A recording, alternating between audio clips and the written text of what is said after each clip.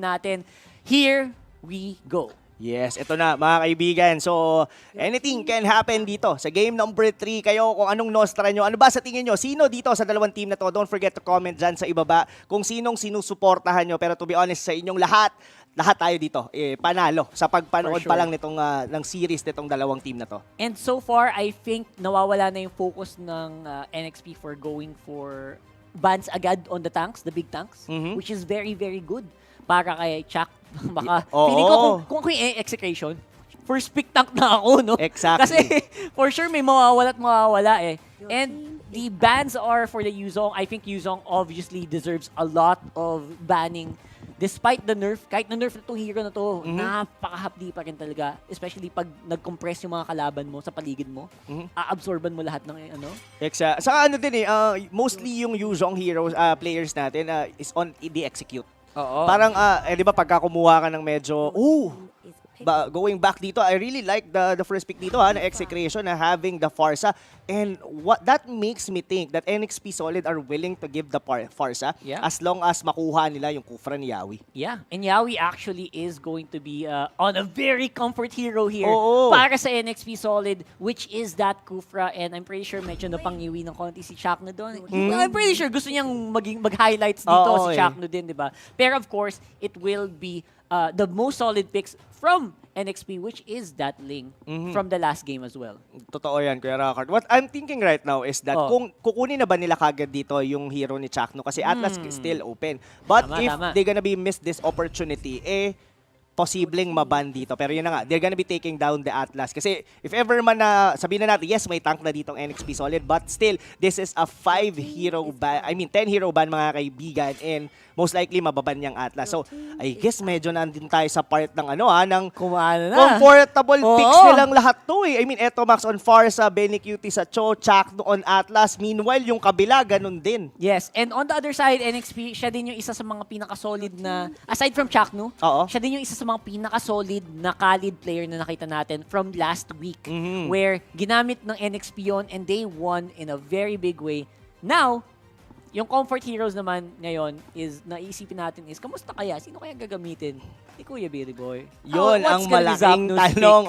Wait, anong pang sideline pa ba? Sige, pwede natin pag-isipan dito. What are the sidelines na pwede pa rito kay Kuya Billy? Makakita kaya tayo dito nung dati niyang ginagawa na yung Grak sideline. Uy, iba yun, no? Oo, medyo kakaiba yun.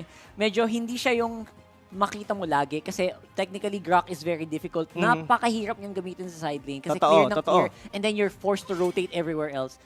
So minsan naiiwan yung lane mo. Pero again, na-pull off naman nila yung last season. I think that was last season. Yes, last season. And who knows, it could happen here. Pero Rene J ban on the Hellcourt is something na dapat talaga irespeto din ng Execration and they did that. Yes, yun na nga mga kaibigan. What's gonna be the pick dito for Rene J?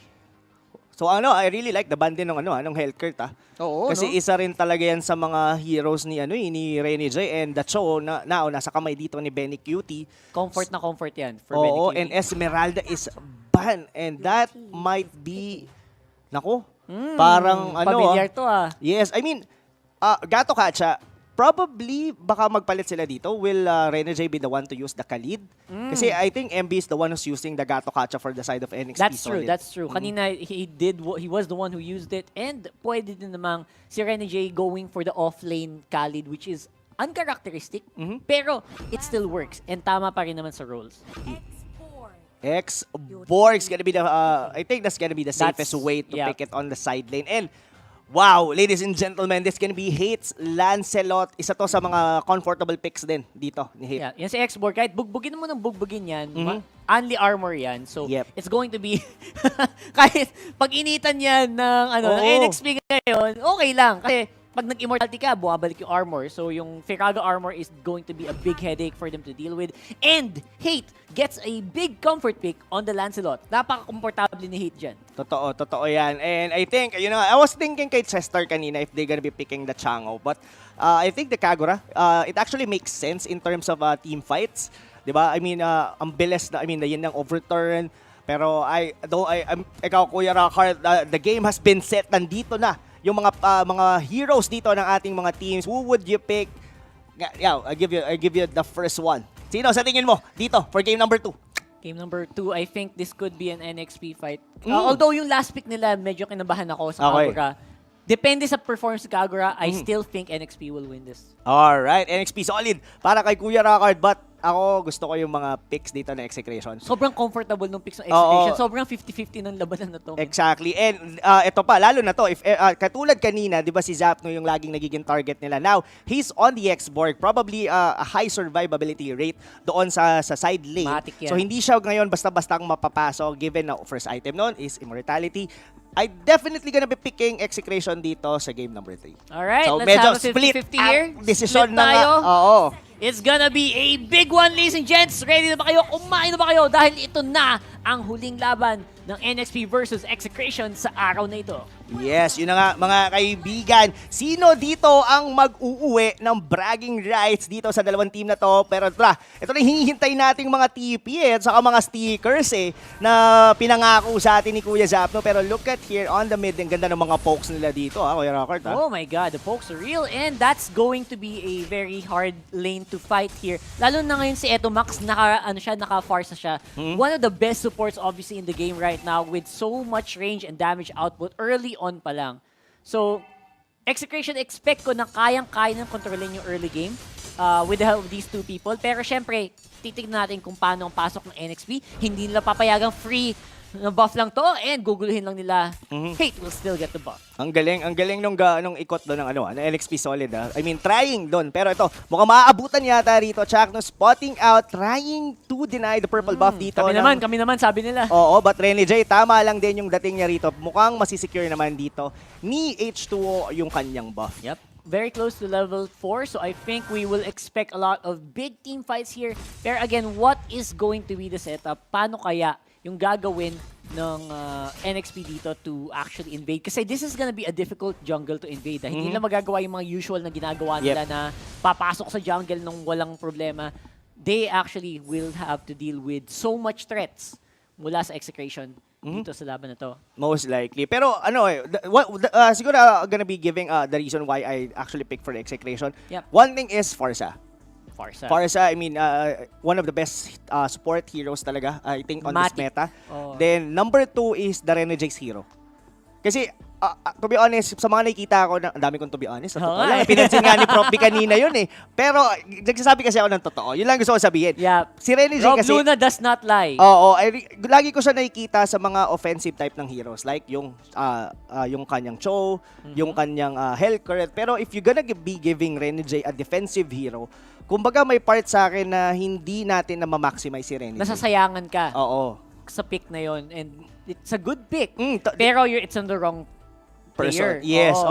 I mean, I'm not saying na hindi kayang laruin ni Renejade. For sure ang naman kaya Gato-Katsa. naman. But what I'm trying to say is that there are certain heroes na the best talaga para sa kanya and the draft actually countered somehow yung mga heroes ni Renejade. Yeah, and that's actually something that you will need to deal with talaga. I mean, if you're on a team, 5 lang talaga kayo Like, no choice. Kung kailangan nyo talaga ng isang extra frontline tank, you will need to adapt. And that's something na magandang testing din yan. Magandang testing din yan para sa NXP, no? Na meron silang mga hero na hindi mo usually makita na gamit nila. Pero, if they can pull it off here in the highest level of play dito sa MPL, that's saying something. That means napaka-multi-talented mo. Napakadami mong pwedeng gawin for your team which adds more value to you as a player. Exactly. Totoo doon. I mean, you actually nakuha mo lahat ng mga points doon, Kuya Rockard. Ang isa pa dito, mga kaibigan, ang laki ng burst potential kasi din ng Execration from the of course, nandun yung Cho could be able a very good pick off. Tapos somehow, of course, the Farsa with the Feather Airstrike, di ba? Parang ang bilis mag-deal ng damage. Parang may instant -1 kayo pag may nahuli si Benny QT. Parang ganun, no?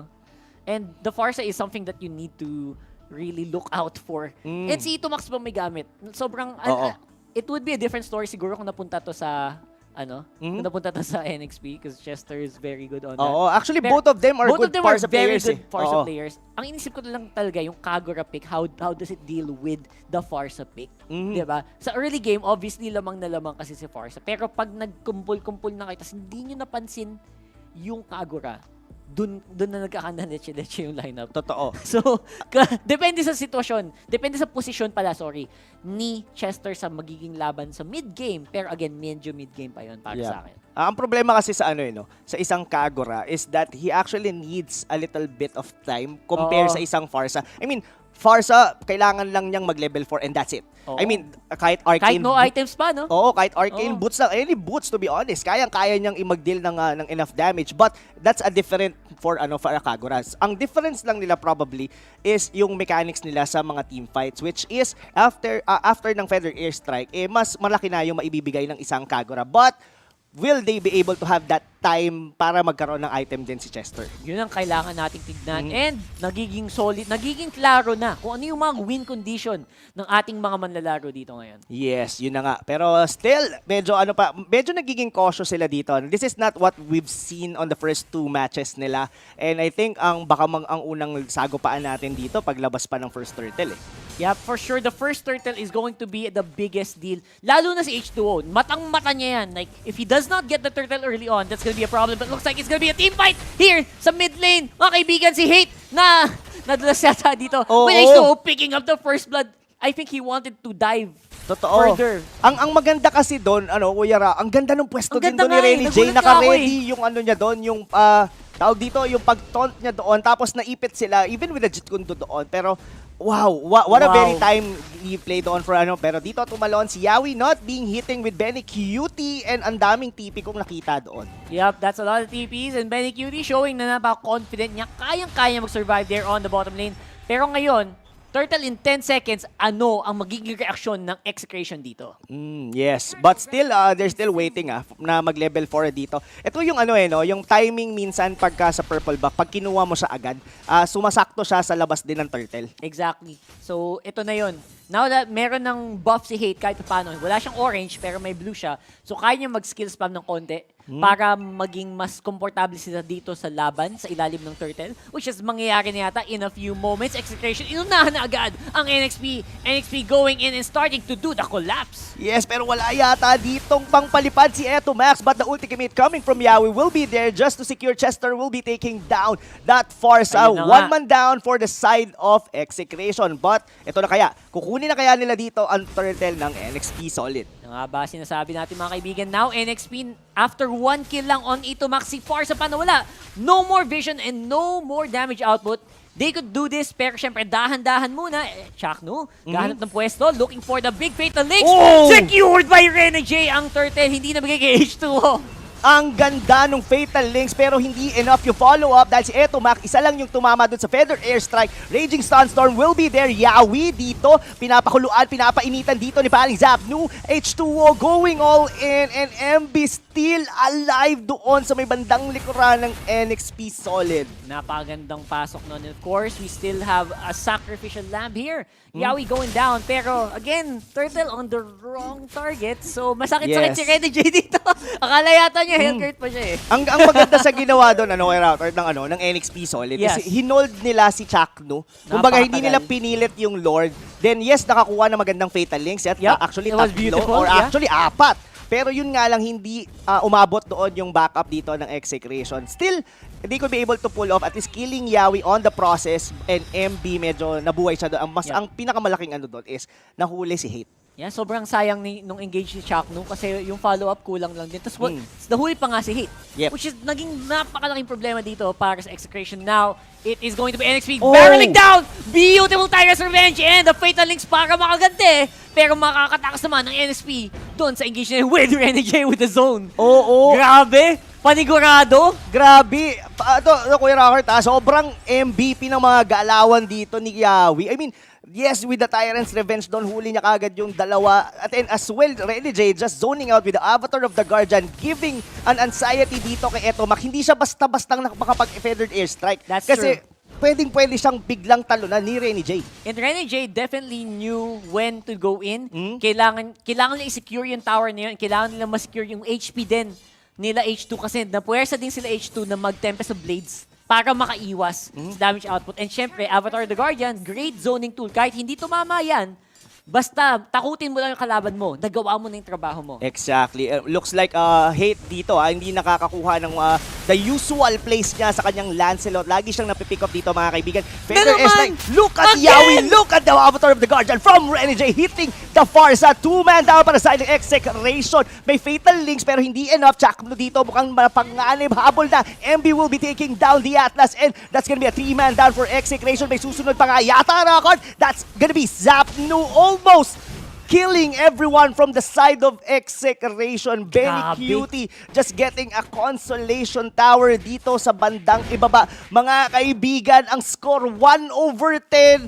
Nako po, delikado sa social media ang mga ganitong score. Nako po, oo, napopost ang mga ganitong score mga kaibigan. We will have to see if Execration kaya ba nilang i-tilt back ang laban na to because that is becoming very difficult for them to win. Lalo na ngayon si H2O nakuha na yung turtle na dapat sa kanya. They will go for a fight once more on top lane. Ayaw pa magpapigil, ayaw magpawat.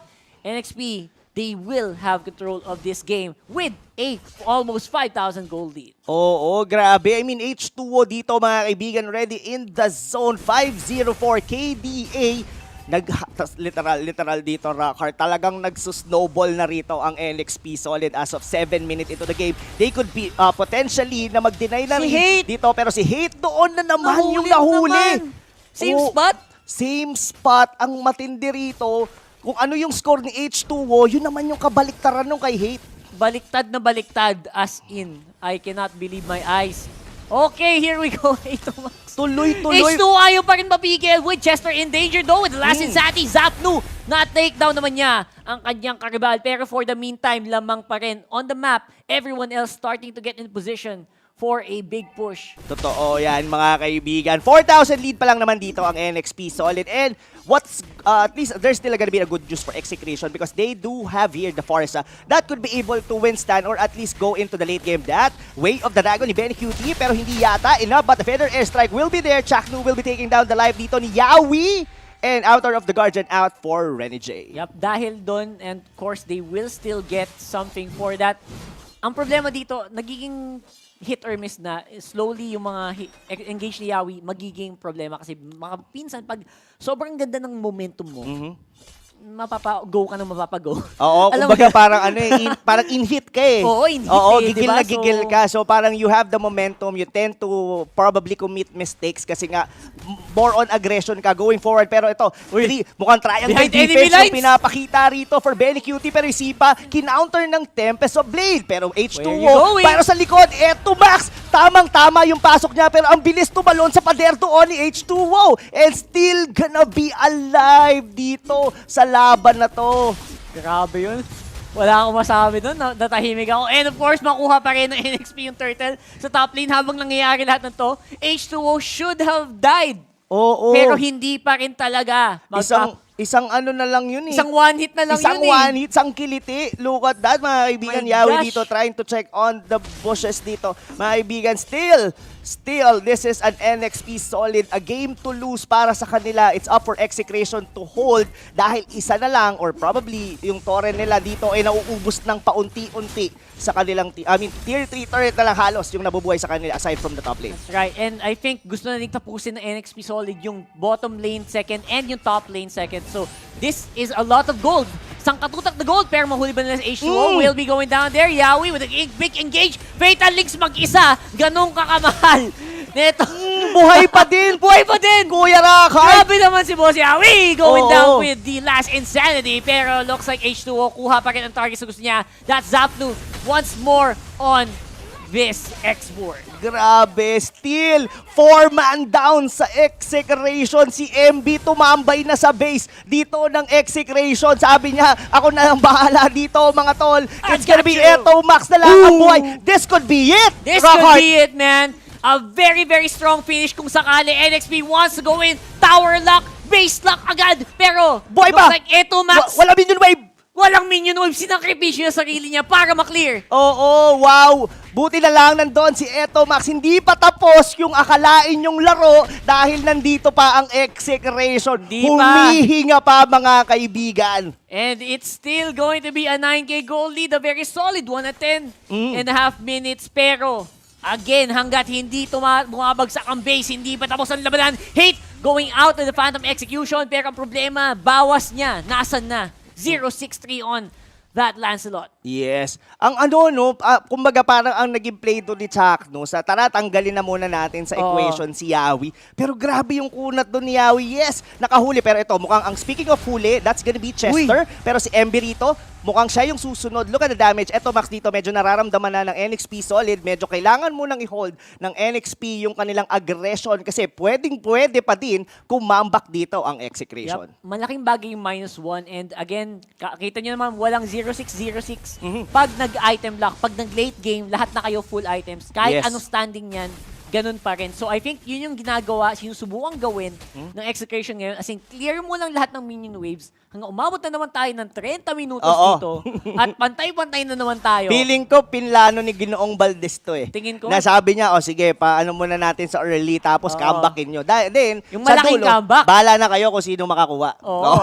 Good luck, di ba? Good luck good kung luck na mangyayari yun. And tingnan natin kung magiging sagot ng ano dito, ng NXP is patagalin pa ba natin?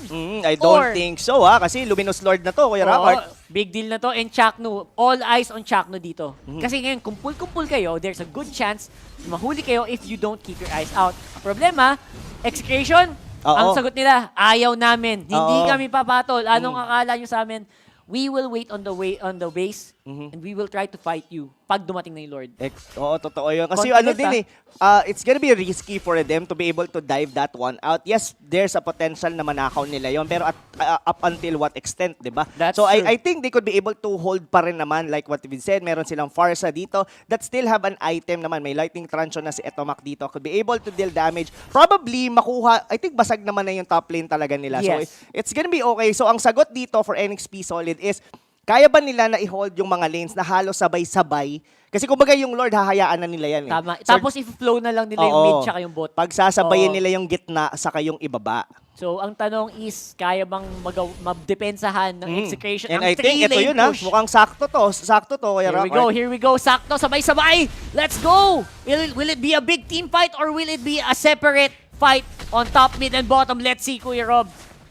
Oo, yun na. Tumalon doon si Rene J. Pero the Lord is still alive. Pero wala na yatang minion wave doon sa ibaba. Pero mukhang mabasag yata. Look at H2O. Just targeting pero nawala doon yung catapult. And still, grabe! What a perfect Nadepensa defense. nila yun. Oo, timing lane. Ang ganda rin kasi ng mga minion wave clear ng Execration. Still, the middle lane can be taken down. And yun na, inulti na. Nag-last insanity na doon si Zapno just to be able to clear down the wave. And QT, tumalon doon si Yawi. Dinikit sila lahat doon sa may torre. But the Fatal Links will hit on too. But the Deathless of Blade will be there. It will be enough nga kaya, but H2O, mapapatay ni Zapno. Chester going in para sa atas. Medyo unti-unti naubos niya dito ang NXP Solid. Eto, Max having a triple kill and as well with hate na buhay pa rin. Unang patay niya yun, pero as a shutdown and a wipeout dito, sabi nila dito, takbo na mga tol! Takbo! Pinapatakbo sila ngayon ng Execration. Yung boss nila for sure, takbo kayo sa mid lane, go for it, and take it out as much as you can. Kaya ba? Kaya ba? This is 20 seconds on the death timer dito ng NXP Solid. Mukhang Oh kaya my God! Kaya to! Tingin ko kaya to. Kaya to. Hold nila to. Medyo tinatangkin nila dito. Tatangkihin nila yan for sure. Dako po, mga kaibigan. That's gonna be it. Dako po, yung base. Ayan na! Hold nila dito. Execration. Take it. Number 3! Oh my God! What? What is happening? What is happening? Ano nangyari? Ano yun? Ano Si yun? Philip, hindi naman ko nahulog. Speechless talaga kami mga kaibigan. Isipin mo yun, isang beses lang nakapatay si Hate sa laro na yun, yung pa yung pinakamahalagang napatay niya. Oh my God. Wow. Look at Zapno. He's actually this is the tears of joy. Paano? Oh my God. But still, props to NXP Solid. They almost have that game. They had the Lord. They have all the minion wave. But Execration showing their experience in the MPL. Man, the experience from these guys holding steady. Lahat ng tamang desisyon ginawa nila from